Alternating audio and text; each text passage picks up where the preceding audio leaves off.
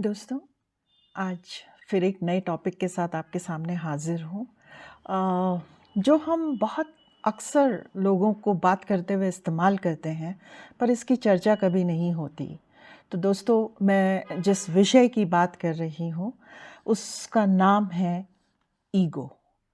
तो हम लोगों को बोल देते हैं कि यार तुम्हारी बहुत ईगो है, या हमें कोई बोल देता है तुम बहुत ईगो में हो। लेकिन क्या होता है, हम समझ ही नहीं पाते कि ईगो अक्सर है क्या। तो चलिए हम इस विषय में बात करते हैं। पहले तो हम समझें कि ईगो क्या है। अपने आप में हम इसको जानते हैं, कैसे हम प्ले करते हैं इस ईगो को, नेगेटिव तरीके से या पॉजिटिव तरीके से।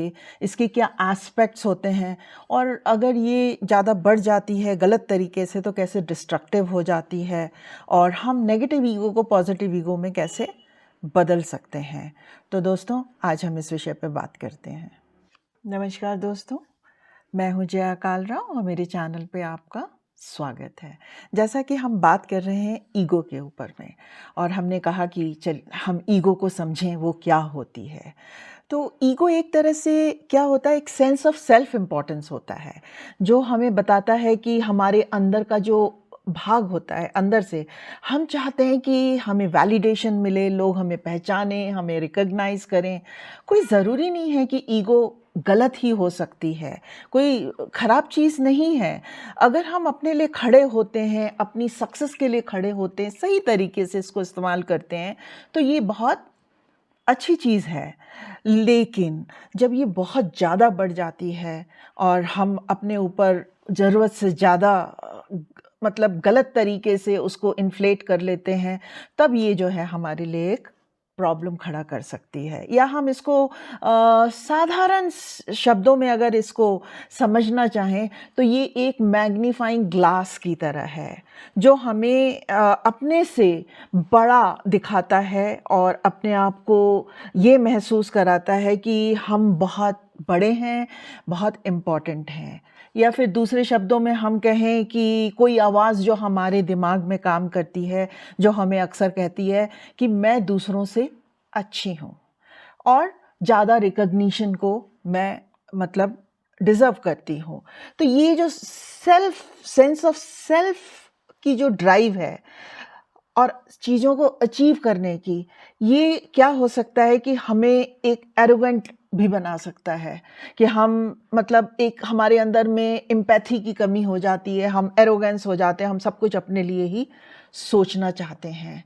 अगर आपको थोड़ा-सा ईगो के बारे में ज़्यादा अच्छे से समझना है, तो सिगमंड फ्रायड की एक थ्योरी है, जिसमें उसने क्या किया है, ह्यूमन साइकोलॉजी को उसने 3 पार्ट में डिवाइड किया है। 3 पार्ट का क्या है, इड, द ईगो और द सुपर हीरो। अब इसका हम थोड़ा-सा डिटेल में अगर एक्सप्लेनेशन जानेंगे तो आपको थोड़ा-सा ज़्यादा जल्दी समझ में आएगा। तो दोस्तों, हम समझते हैं कि इन कंपोनेंट्स के बारे में अलग-अलग से। अगर हम इड की बात करते हैं, तो ये जो है, जैसे मैंने बोला कि इड, ईगो और सुपर ईगो जो है, इड और सुपर ईगो से मिलके हमारी ईगो बनती है। तो इड क्या है? इड क्या होता है, जब से हम पैदा होते हैं और 5 साल की अवस्था तक हमारे अंदर में इड डेवलप होता है। मतलब कि हमको एकदम कोई चीज़ चाहिए तो चाहिए, बिना सोचे समझे कि इसका क्या फ़ायदा है और क्या नुकसान है। हमें मतलब ड्राइव होती है, हंगर की होती है, सेक्स की होती है, खुशी की होती है, कोई चीज़ चाहिए तो चाहिए बस। ये इट का काम होता है, और कई बार ये हमारे अंदर में बहुत एग्रेशन भी पैदा कर देता है। लेकिन उसके साथ-साथ अगर हम देखें कि 5 साल की अवस्था में जब हम पहुँच जाते हैं, तो क्या होता है कि हम एक सोसाइटी में रह रहे हैं, हमारे पेरेंट्स हैं, उनके द्वारा हमें कुछ मॉरल समझाए जाते हैं, और वो उस मोरालिटी को ध्यान में रखते हैं हुए हमारे अंदर में, मतलब इसको हम 2 पार्ट्स में डिवाइड कर सकते हैं। जैसे कॉन्शियस पार्ट जो है, जिसके अंदर में हम क्या करते हैं कि अगर हम कुछ गलत करते हैं तो वो हम अपने आप को पनिश करते हैं और हमको गिल्ट की फीलिंग होती है। लेकिन इसके ही ऑपोज़िट, जब हम सुपर ईगो हमें ये सिखाता है कि अगर हम कुछ अच्छा करते हैं और अच्छे कामों के लिए हम जो हैं बहुत प्राइड महसूस करते हैं और हमें खुशी होती है, तो क्या होता है कि हम 2 चीज़ों के आधार पे कि हमने अच्छा किया या बुरा किया, वो सुपर ईगो होती है हमारी, जो 5 साल की अवस्था से डेवलप होती है, जो हमने सोसाइटी में सीखा या कुछ, या फिर हमारे पेरेंट्स ने सिखाया, वो एक मोरालिटी के आधार पे आधारित है।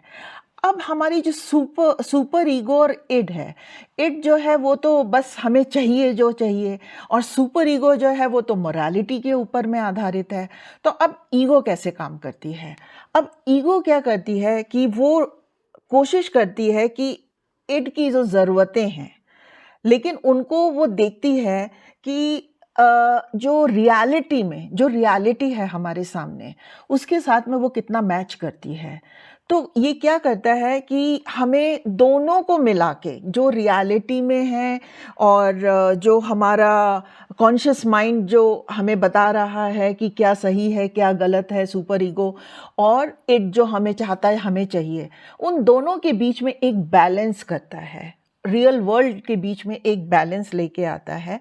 जैसे कि ईगो को हम बोलेंगे कि ये पार्टली कॉन्शियस होती है, पार्टली प्री कॉन्शियस होती है और पार्टली अनकॉन्शियस होती है, क्योंकि ये दोनों चीज़ें मिल के काम करती हैं, सुपर ईगो और इड, और उससे फिर ईगो वर्क करती है। तो हम इसको, कोई भी चीज़ होती है कि उसको हम अपने आप को देना चाहते हैं जो इड चाहता है, लेकिन उसको हम सोसाइटी के एक्सेप्टेबल मैनर में उस चीज़ को हम पूरा करते हैं। और ईगो क्या करता है, एक डिफेंस मैकेनिज्म भी पैदा करता है, जिससे हम जो सुपर ईगो और इट के बीच में कोई कॉन्फ्लिक्ट ना पैदा हो, तो उनको दोनों को बैलेंस करके जो हमें चाहिए वो हमको दिलाता है। जैसे कि मैंने कहा कि इड, ईगो और सुपर ईगो के बीच में एक इंटरेक्शन रहता है, वो आपस में मिल के काम करते हैं और बैलेंस करते हैं। कि जैसे मैंने कहा कि ईगो कॉन्स्टेंटली उनकी तीनों के बीच में बैलेंस करके चलता है। अगर ये नहीं होगा तो फिर क्या होगा कि हमारे अंदर में एक स्ट्रेस पैदा हो जाएगा, कॉन्फ्लिक्ट पैदा हो जाएगा, जिससे हमारे अंदर में एक एंजाइटी होगी। और अगर हम कहें कि ये किस तरह से काम करता है, इसके लिए चलिए मैं आपको एक एग्जांपल देती हूँ। जैसे इड कहता है हमारे अंदर से कि मुझे पूरा केक खाना है, मुझे पूरा का पूरा केक चाहिए। अब सुपर ईगो उसको ये कहने की कोशिश करता है कि भाई, ये तुम्हारी सेहत के लिए पूरा एक साथ खाना अनहेल्दी है और तुम्हें अपने आप को कंट्रोल करना चाहिए। तो अभी ईगो क्या करती है, वो ये कहती है, अच्छा भाई, तुम केक ले लो, पर उसमें से एक स्लाइस अभी खा लो, और बाकी जो है तुम बाद में उस केक को एंजॉय कर सकते हो। तो आप देखिए उसने कैसे इड को और सुपर ईगो को, दोनों को बैलेंस किया। तो अब हम ये जानेंगे कि ईगो का हमारे लाइफ में क्या रोल होता है, ये भी जानना बहुत ज़रूरी है।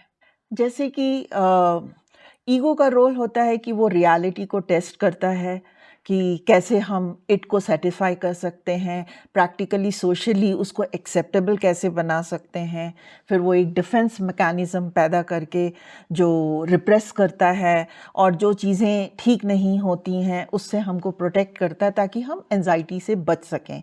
और एक बैलेंसिंग एक्ट पैदा करता है, जो कि हमें एक उस चीज़ को दिलाता भी है, पर सोसाइटल नॉर्म्स के हिसाब से, सोसाइटी में जो नॉर्म्स हैं कि वो एक प्रैक्टिकली भी एक्सेप्टेबल हो। अगर हम समझें कि ईगो की इम्पोर्टेंस क्या है, तो सिगमंड फ्राइड ने मतलब एक बिलीव किया था, उसको ये था कि जो एक स्ट्रॉन्ग ईगो जो हमारे अंदर में होती है और जो हेल्दी होती है, और वो हमारी एक वेल एडजस्टेड पर्सनालिटी को जन्म देती है, और हमारे जो नेविगेट करती है, जो लाइफ के नेगेटिव चैलेंजेस हैं, उनको हम पॉजिटिविटी में चेंज करके कैसे आगे अपनी लाइफ को बढ़ा सकते हैं।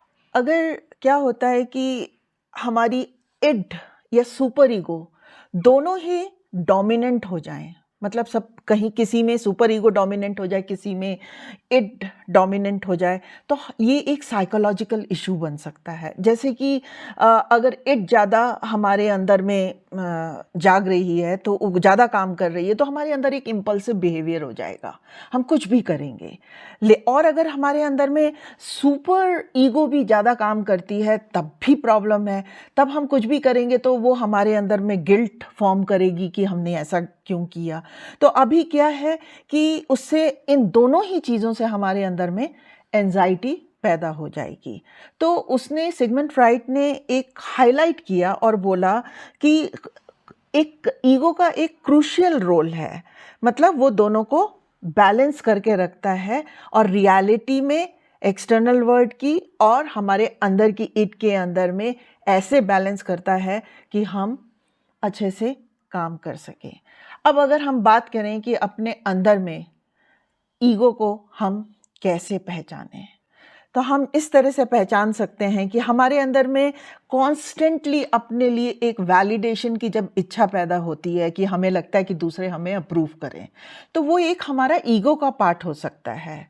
और हमारे अंदर में दूसरे जब हमें क्रिटिसाइज करते हैं, तो हम उस क्रिटिसिज्म को पर्सनल अटैक की तरह लेते हैं और उसको समझ नहीं पाते। फिर तीसरी चीज़ आती है कि हमें हमेशा ये लगता है कि जो हम बोल रहे हैं वो ही सही है। मतलब हमारे अंदर एक इच्छा पैदा होता है नीड टू बी राइट।